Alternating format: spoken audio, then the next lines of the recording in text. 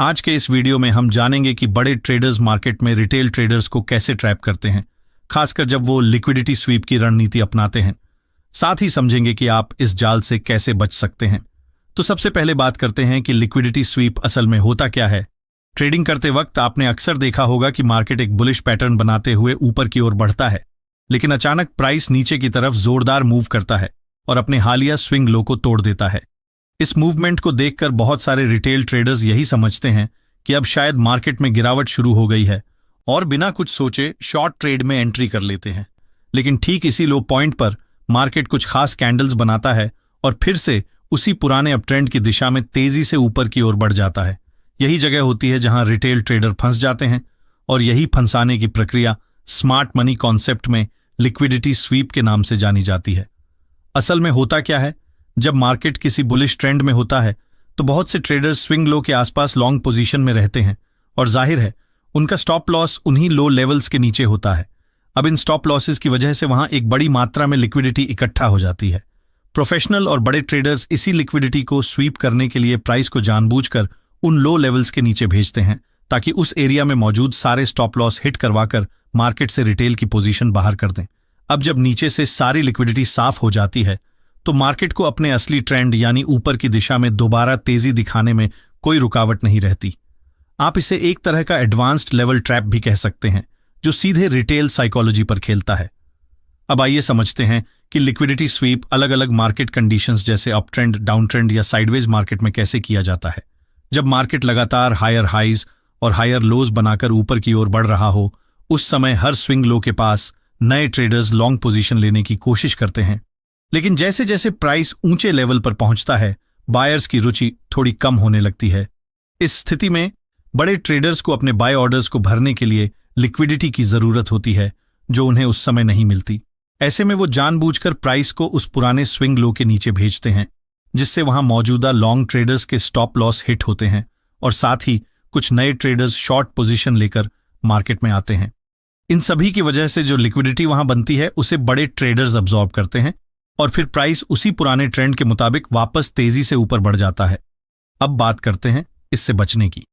जब मार्केट में एक स्ट्रॉन्ग अप ट्रेंड चल रहा हो और पहली बार प्राइस किसी रीसेंट स्विंग लो को तोड़ता हुआ दिखे, तो ऐसी स्थिति में शॉर्ट ट्रेड लेने से बचना चाहिए, क्योंकि अक्सर देखा गया है कि यह केवल एक फेक ब्रेकडाउन होता है जो रिटेल ट्रेडर्स को डराकर या लालच में डालकर ट्रैप करने के लिए किया जाता है।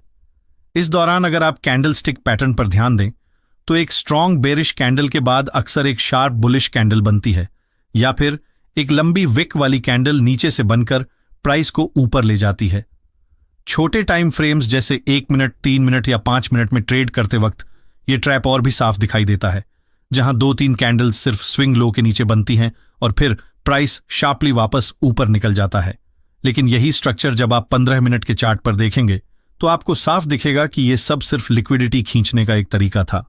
जैसे उदाहरण के लिए अगर आप इस चार्ट को देखेंगे तो आपको पता चलेगा कि दिन की शुरुआत से ही मार्केट एक मजबूत अपट्रेंड में था और हर बार हायर लो बनाकर ऊपर बढ़ रहा था। लेकिन जब मार्केट ने आखिरी स्विंग लो बनाया और फिर अचानक एक स्ट्रॉन्ग रेड कैंडल के साथ उसे नीचे की तरफ ब्रेक कर दिया, तो बहुत से रिटेल ट्रेडर्स को लगा कि शायद अब अपट्रेंड खत्म हो गया है, क्योंकि न सिर्फ स्विंग लो ब्रेक हुआ बल्कि एक इंपॉर्टेंट सपोर्ट लेवल भी ब्रेक हो गया।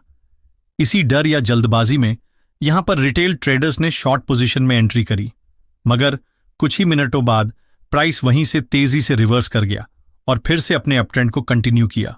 उस लो पॉइंट पर बनी लंबी विक वाली कैंडल ये दिखाती है कि वहां नीचे बड़ी मात्रा में लिक्विडिटी को स्वीप किया गया।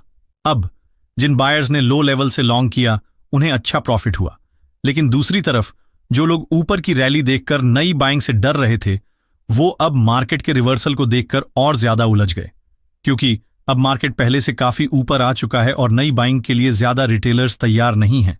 तो ऑपरेटर्स ने फिर से एक फेक शॉर्ट मूव बनाकर मार्केट में वोलेटिलिटी डाली ताकि और रिटेलर्स फंस सकें और वे अपनी पोजीशन आसानी से भर सकें। आइए अब एक और उदाहरण देखते हैं। इस चार्ट को देखिए, यहां भी प्राइस लगातार हायर लो बनाकर ऊपर जा रही है, लेकिन एक जगह मार्केट ने अपने आखिरी स्विंग लो को एक लंबी लोअर विक वाली कैंडल से नीचे ब्रेक किया, वहां की लिक्विडिटी को क्लीन किया और तुरंत फिर से ऊपर निकल गया। अब जिन्होंने यहां ब्रेकडाउन देखकर शॉर्ट किया होगा वो फंस गए और अगर आप ध्यान दें तो मार्केट ने अभी तक अपने पुराने स्विंग हाई को ब्रेक नहीं किया। इसका मतलब जिन लोगों ने यहां शॉर्ट किया था उनके स्टॉप लॉस अभी भी ऊपर रखे हुए थे और मार्केट वहीं पहुंचकर उन ऑर्डर्स को भी क्लीन करना चाहता था। तो ये पूरा मूवमेंट सिर्फ लिक्विडिटी साफ करने के लिए किया गया था ताकि मार्केट दोबारा अपर ट्रेंड पकड़ सके। अब आप खुद सोचिए, अगर आप इस तरह की सिचुएशन में हैं और चार्ट पर स्विंग लो के पास कोई रिजेक्शन कैंडल बनती है तो वो आपके लिए एक स्ट्रांग सिग्नल हो सकता है कि मार्केट नीचे जाने के बजाय दोबारा ऊपर जाने की तैयारी में है। ऐसे में आप रिजेक्शन कैंडल के नीचे छोटा सा स्टॉप लॉस रखकर रिसेंट स्विंग हाई तक का प्रॉफिट टारगेट सेट कर सकते हैं, जहां रिस्क टू रिवॉर्ड भी बेहतर होता है और ट्रैप होने की संभावना भी कम। अब चलिए इसी कॉन्सेप्ट को बेरिश ट्रेंड में समझते हैं। अगर मार्केट लगातार लोअर हाइज और लोअर लोज बनाकर गिर रहा है तो एक समय बाद रिटेल सेलर्स थक जाते हैं, उनका इंटरेस्ट शॉर्ट सेलिंग में कम हो जाता है।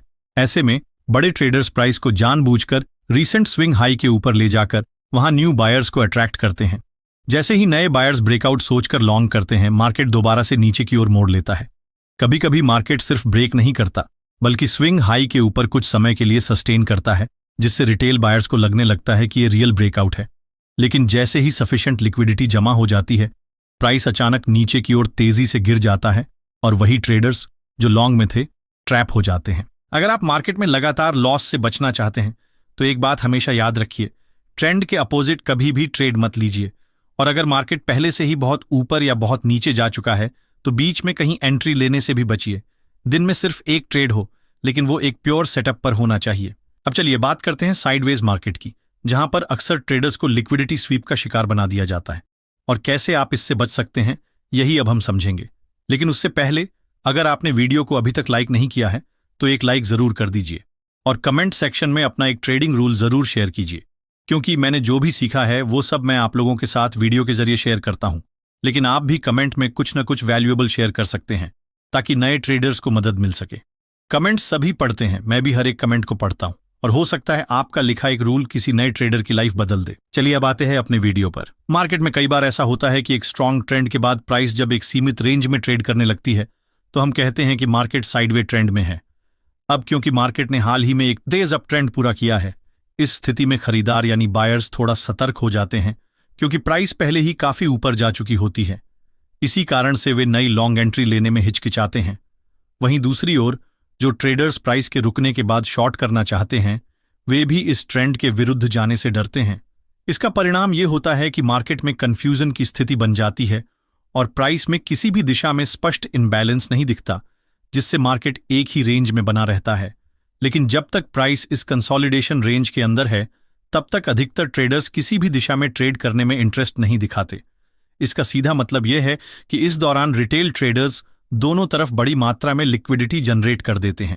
मार्केट इन दोनों तरफ की लिक्विडिटी को स्वीप करने के लिए कभी रेंज के ऊपर ब्रेकआउट दिखाता है ताकि नए ट्रेडर्स को आकर्षित किया जा सके, और जैसे ही लिक्विडिटी ट्रैप होती है प्राइस तेजी से वापस उसी रेंज में आ जाती है। यही प्रक्रिया बार बार दोहराई जाती है, कभी रेंज के ऊपर तो कभी नीचे, जिससे कई रिटेल ट्रेडर्स भ्रमित होकर अपने ट्रेडिंग कैपिटल का बड़ा हिस्सा खो देते हैं।